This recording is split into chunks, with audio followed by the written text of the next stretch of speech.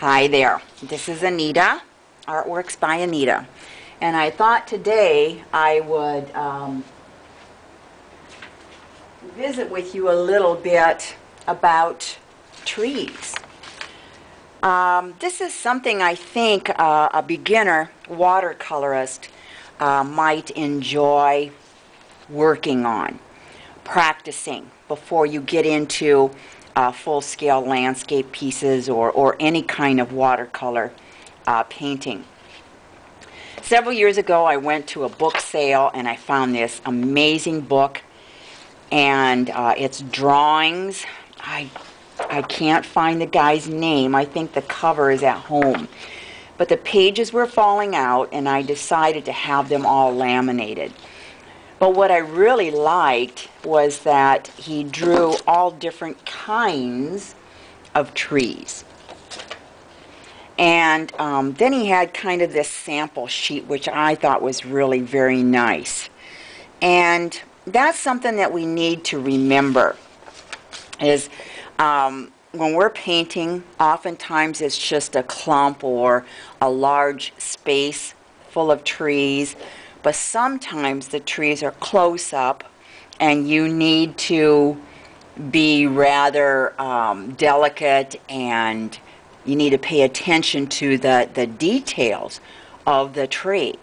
For instance, here in Iowa, we probably would not be having a Monterey cypress anywhere out there in our landscape. So our area here, or whatever area you are in, the trees there are special for that area. So, that's something to keep in mind as well. So what I'm just going to show you here is pay attention to the shapes, pay attention. I know there's no color here. And pay attention to the darks and the lights. It's all, just values here. When I say value, I don't mean how much something is worth. I mean lights and darks. Okay? Now, first of all, yes, you do need to pay attention to light. That's going to help you define your tree. That's going to help you add a little bit of depth to your tree. Here's just a very small tree that I painted, and you can see that the sunlight was coming in from this way. The back side is going to be a little darker, more in shade, as well as the trunk. So that creates a sense of depth.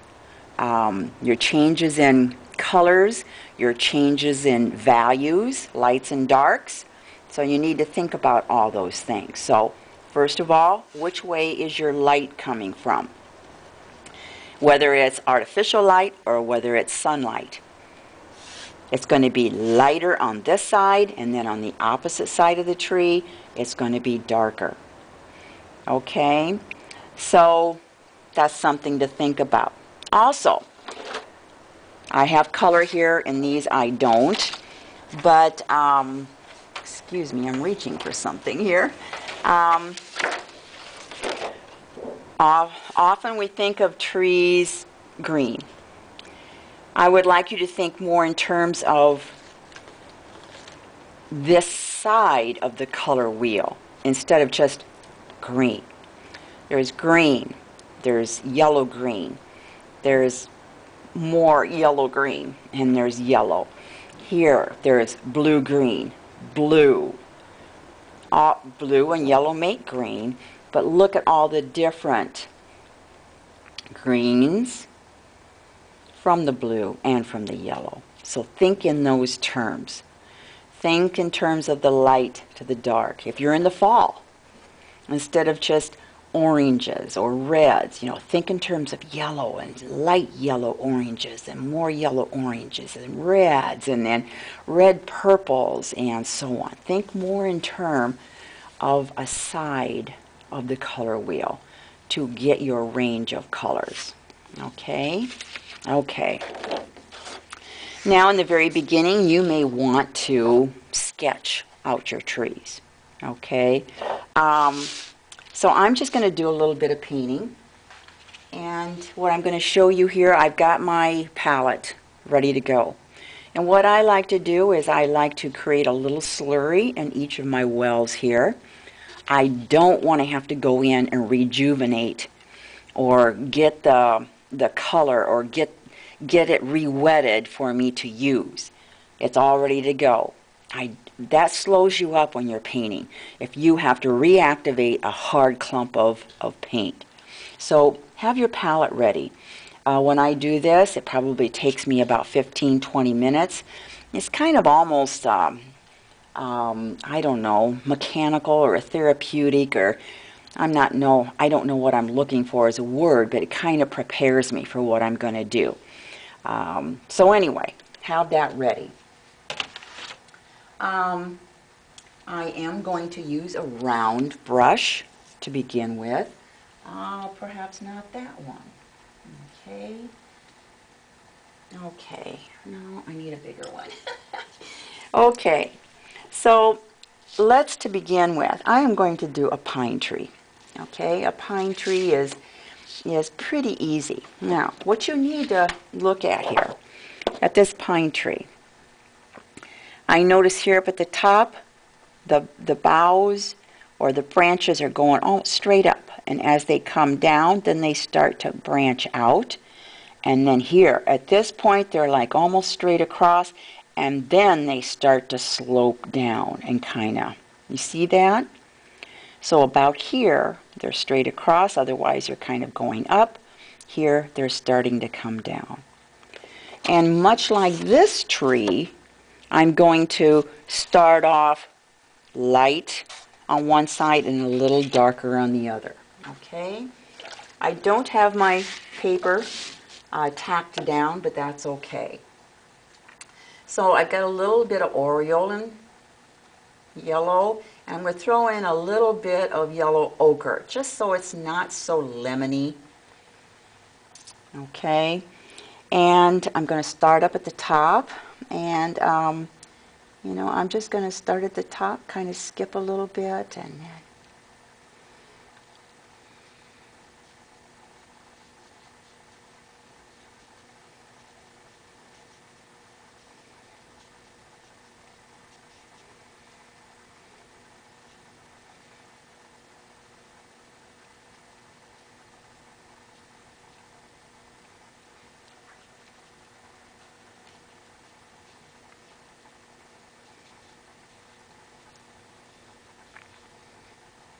I'm going to bring some of that kind of over here a little bit. The light might hit, and I'm kind of skipping around.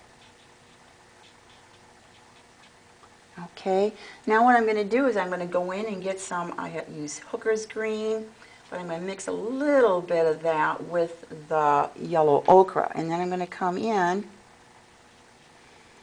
and kind of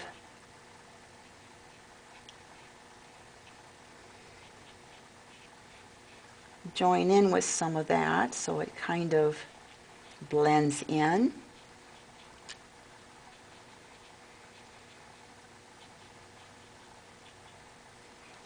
And along under the underside of that tree, that's going to get dark, so it's going to be a little darker down here. Now I'm going to come in with my Hooker's green, a little more out of the tube, I call it, and coming in on the back side. Start getting going here on the other side where the light is not hitting. Don't try to be so exact. And I'm going to touch over here and there. You don't want to kill all that lightness. And then I am going to grab a little bit of ultramarine blue and mix in with that Hooker's green to get some darkness. Wow, that is dark, isn't it?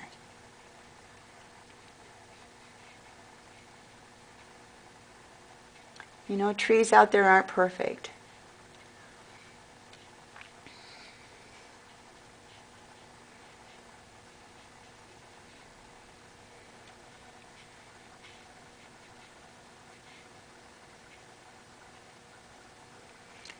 And I'm kind of doing all this, kind of wet and wet here, but I could let it dry in between each, I could let it dry in between each color and add on the top.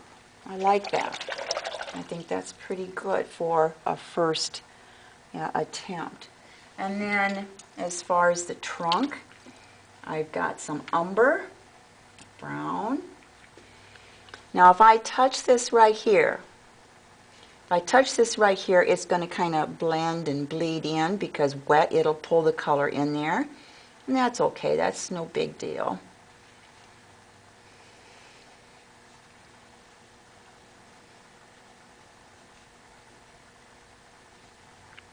Just an indication, you know, of a trunk there and maybe some grasses behind it. And if you feel like your color is a little too intense or whatever, you could always go in and maybe lift some of that. Okay, so you can see what I have so far.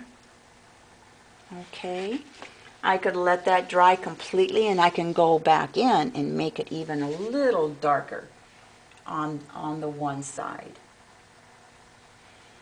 Might come in with some of that darkness now.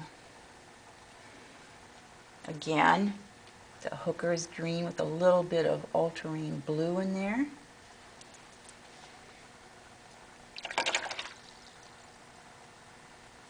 And if you don't want those edges so sharp, you can come in with a wet brush and just kind of soften some of those areas. Soften it so it's not so straight. There's not so many straight edges.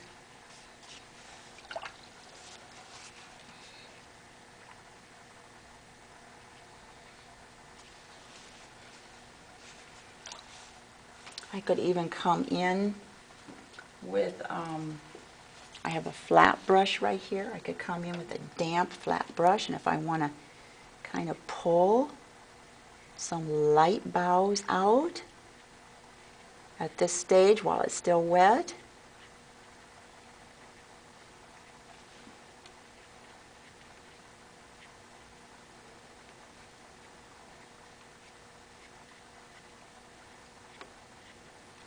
Which adds just some highlights and a little bit more depth. Okay. Another one on here I might try is this kind of, well, there's a maple tree, which is very popular here.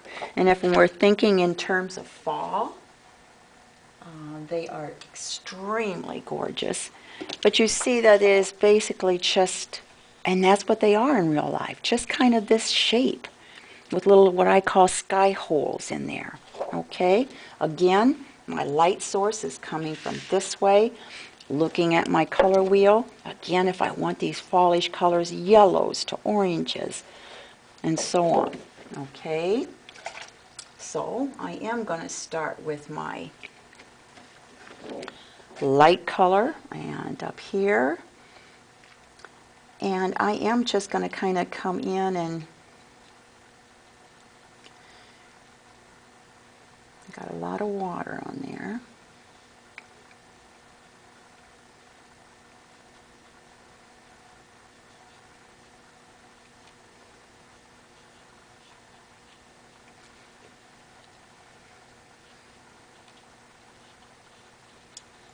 If you skip around, you can get some of those and try to save some of those sky holes. I like to kind of take and kind of create some extensions. You don't have to have a stem going out there for those leaves to show up out there. I'm going to lift up some of that water there. Now I have kind of a red color that I'm going to mix with the yellow. It's pretty strong. I think I'll water that down a little bit so it's not quite so strong. Don't cover up your sky holes.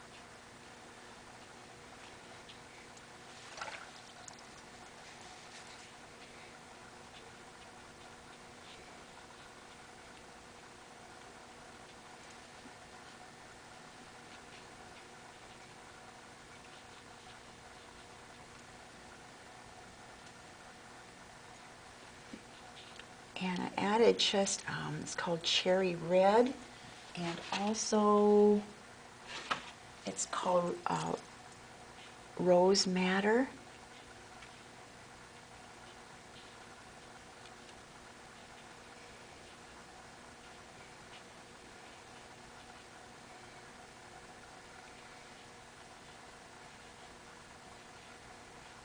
Okay, I like the sky holes. And you know, you look at those maple trees, and they're colorful, and they are just kind of a solid shape. Rinse out my brush, and I would like to pick up some, how about some mineral violet? Some kind of purple, a long, I mixed it in with the red, and I got kind of a pinky brown color. So let's just try a little bit. Let's see what we can come up with here. Yeah, that's okay.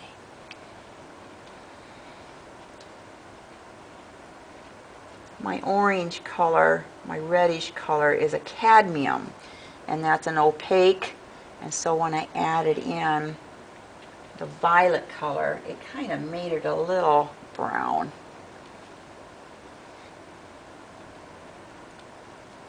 Again, we're working wet and wet.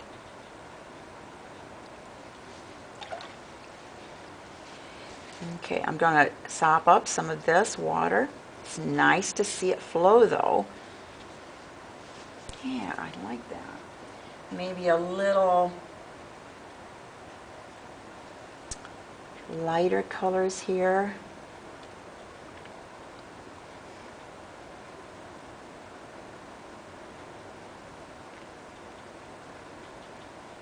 Don't cover up all your lightness.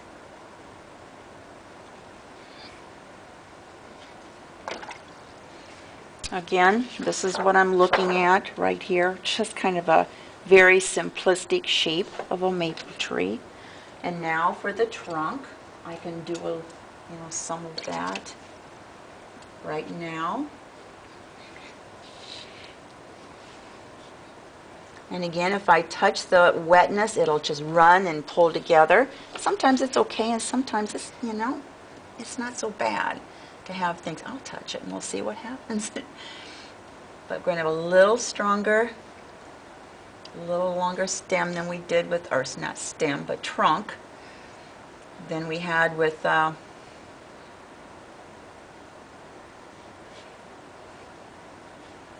okay, so now my color is running down into there, but that's okay. I'll wait until it's dry, and then maybe I can add a little more darkness under there. Okay, now you see how my tree up above is starting to dry nicely. I could go back in if I wanted to and add some darkness there. Now I noticed here on this tree that there are, you can see branches kind of in there, but I would need to wait until this was dry for me to go in and add some branches in those sky holes. Okay, I think those turned out not too bad, not too shabby.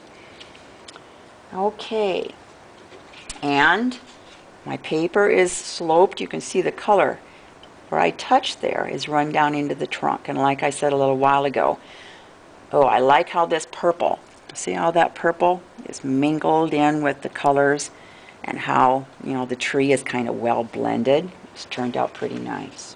Okay. Okay. But wait until it's really dark. If you want to add some darkness in there on the back side, some more of this darker reddish, purplish color, you can do that. Or you can just leave it as it is. Okay? Okay. I kind of like this poplar tree right here. See this right here? And then looking at this right away, I think about kind of my brushes. The shape of my brush would be kind of a nice way of completing that tree, the poplar tree. Okay, maybe not so big of a one this time. Let's see. No, that's too small. Okay, let's see. I'm going to go kind of light on one side, maybe not quite as yellow. Mix some green in that. Okay.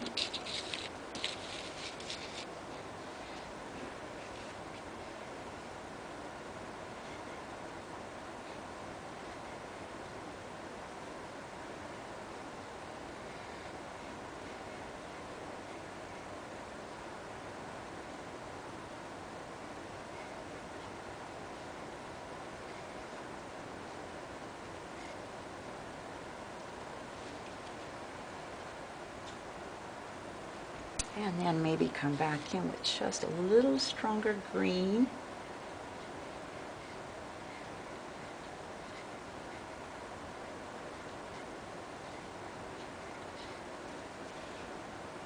And I might even add just a little brownish color. A little more brown. That's why I like Hooker's green. It mixes well with the blues.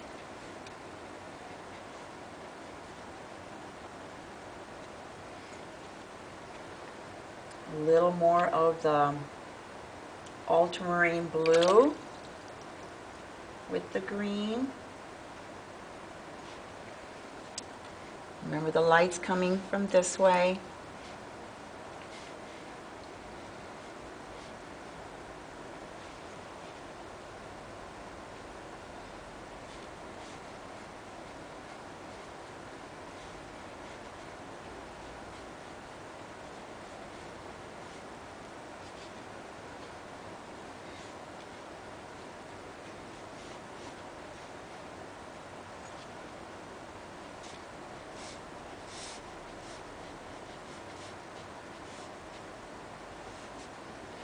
Looking out the outside edges there.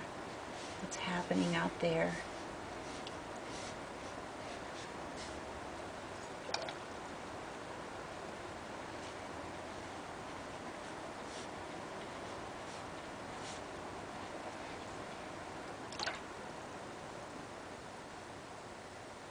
Come in maybe a little darker yet.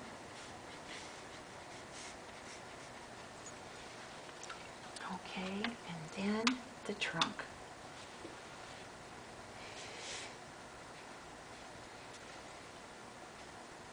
You see how fast I can pull up my paint? I don't have to mess around trying to get, you know, a dry clump all mixed up or whatever.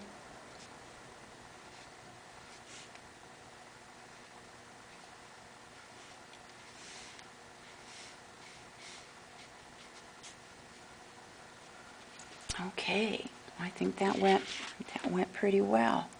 Again, I could let that dry completely, and then I can go back in and make some more darkness if I wanted to. Okay? So I think that's a good idea. Look at a book or pull up pictures of trees and try to paint them, thinking in terms of light to dark, your colors.